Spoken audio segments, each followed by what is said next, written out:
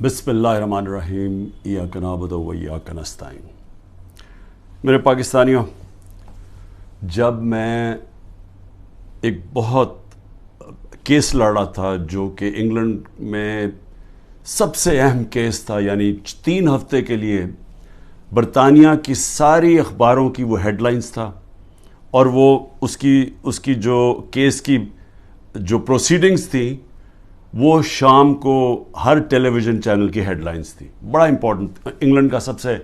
بڑا کھلاڑی تھا اس وقت، اور میرے اوپر انہوں نے کیس کیا ہوا تھا۔ تو میرا بھی جو وکیل تھا وہ برطانیہ کا مانا ہوا وکیل تھا، اس کا نام تھا سر جارج کامن، اور دوسری طرف اس کے پاس بھی برطانیہ کا ٹاپ وکیل تھا۔ تو سارا، کیونکہ میرا بھی نام تھا، ایان بوتھم کا بہت بڑا نام تھا، تو اس وقت سارا جو انٹرسٹ تھا صرف سپورٹس میں نہیں، سب دیکھ رہے تھے اس کیس کو، اور یہ وکیل بھی ٹاپ کے تھے۔ مجھے ایک چیز یاد ہے، جب میں اپنی ایویڈنس اپنے وکیل کو بتا رہا تھا کہ کیس کیا ہے، سمجھا رہا تھا اس کو، تو اس نے میرے سے ایک بات کی۔ اس نے کہا، دیکھو میں تمہاری کوئی مدد نہیں کروں گا کہ تم نے عدالت میں جا کے کہنا کیا، میں کوچ نہیں کروں گا، یہ ہماری اخلاقیات کے خلاف ہے۔ حالانکہ چپ کر کے مجھے بتا دیتا کہ دیکھو وہ تمہارے سے یہ پوچھیں گے، تم یہ کہنا وہ کہنا، یا مجھے میری تیاری کرواتا، کیونکہ میں تو کبھی پہلے عدالت میں نہیں گیا تھا۔ وہ اور بات ہے کہ اب جو میں جتنی عدالتوں کے چکر لگا دیے، میں زبردست طریقے سے بولتا تھا، لیکن میرا تو پہلی دفعہ تھی۔ اس نے کوئی بات نہیں کی، اس نے کہا میں نے تمہیں کچھ نہیں بتاؤں گا، یہ ہے تم سچ، یہ تمہاری ایویڈنس ہے، اس کے مطابق تم نے بات کرنی ہے۔ اور اس نے پھر مجھے کیا کہا، اس نے کہا اگر آپ نے کسی چیز کے اوپر میرے سے جھوٹ بولا ہے، میں اسی وقت کیس تمہارا ختم کر کے جج کو کہوں گا جی میں کیس سے پیچھے ہٹ رہا ہوں۔ اس نے کہا اور تمہیں 3 سال کی قید ہوگی جھوٹ بولنے پہ۔ تو مجھے ابھی بھی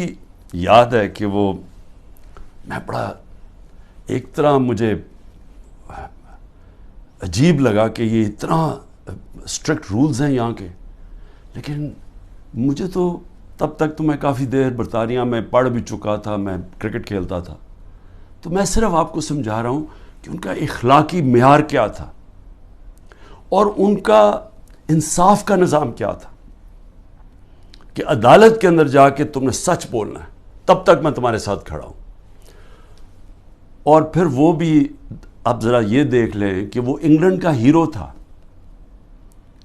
اور جوری تھی، 12 لوگوں کے جوری بیٹھتی ہے، جج ہوتا ہے، پھر جوری ہوتی ہے جو کہ عام شہری ہوتے ہیں۔ تو میرے اپنے وکیل نے کہا کہ تمہارا کوئی چانس نہیں ہے جیتنے کا، کیونکہ ساری انگریز جوری ہے اور وہ انگلینڈ کا ہیرو ہے، اور تم پاکستانی ہو، اور تمہیں پتہ ہے ہمارے لوگوں کے اندر تعصب بھی ہوتا ہے۔ تو کہتا تمہاری جیتنے کی کوئی چانس نہیں، بلکہ اس نے مجھے کوشش کی کہ تم کیس نہ ہی پیسے باہر آؤٹ آف کورٹ سیٹلمنٹ کر لو، لیکن میں نے کہا میں حق پہ کھڑا ہوں، میں لڑوں گا کیس۔ اس نے کہا تمہاری صرف 20% چانس ہے، اور یہ یاد رکھیں کہ اگر وہ میں کیس ہار جاتا تو یہ جو میں نے اپنا لنڈن کا فلیٹ بیچ کے میں یہ بنی گالا کا گھر بنایا، یہ سارا کچھ ہی چلا جاتا، کیونکہ وہ اتنا زیادہ اس کا خرچہ آتا ہے۔ تو میں آپ کو آج یہ کہنا چاہتا ہوں کہ وہ معاشرے آج خوشحال، اور وہ معاشرے جدھر آج ہمارے لوگ کشتیوں میں ڈوب ڈوب کے پہنچنے کی کوشش کرتے ہیں، یعنی زندگی کا دوڑ پہ لگا کے، یعنی سمندر میں ڈوب جاتے ہیں لیکن وہ پہنچنا چاہتے ہیں ان ملکوں میں، تو اس کی وجہ یہ نہیں ہے کہ وہاں وسائل زیادہ ہیں، اس کی وجہ یہ ہے کہ وہ ہماری سے اخلاقیات پہ، ان کے مورل ویلیوز بہت زیادہ ہے، وہاں انصاف کا نظام ہے۔ جو میں بار بار میں نے تو پارٹی شروع یہ کی، وہ جب میں نے دیکھا ادھر، جو میں نے ان کے جو ملک دیکھے، تب میں نے فیصلہ کیا کہ ہم تو تباہ ہو جائیں گے، کیونکہ وہ اتنے زیادہ آگے نکل گئے ہمارے سے کہ ان کی اخلاقیات، ان کا جو امر بالمعروف ہے، ان کا وہ ہمارے نبی صلی اللہ علیہ وسلم کی جو وہ رحمت للعالمین ہے نا، جو میرے نبی کی سنت پہ چلے گا، کوئی بھی سنت اڈیپٹ کرے گا، تو وہ تو ہر انسان کے لیے آئے تھے۔ تو انہوں نے جب کہا تھا کہ تمہارے سے پہلے بڑی قومیں تباہ ہوئیں، جدھر طاقتور جب جرم کرے تو اس کو نہ پکڑو اور صرف کمزور کو پکڑو، وہ یعنی طاقتور قانون سے اوپر ہو، اب اصولاً اس کو جیت جانا چاہیے تھا، کیونکہ میں تو پاکستانی تھا، وہ برطانیہ کا ہیرو تھا. لیکن انصاف کا نظام یہ تھا کہ پاکستانی جا کے وہاں کیس جیت جاتا ہے. اور یاد رکھیں کہ یہ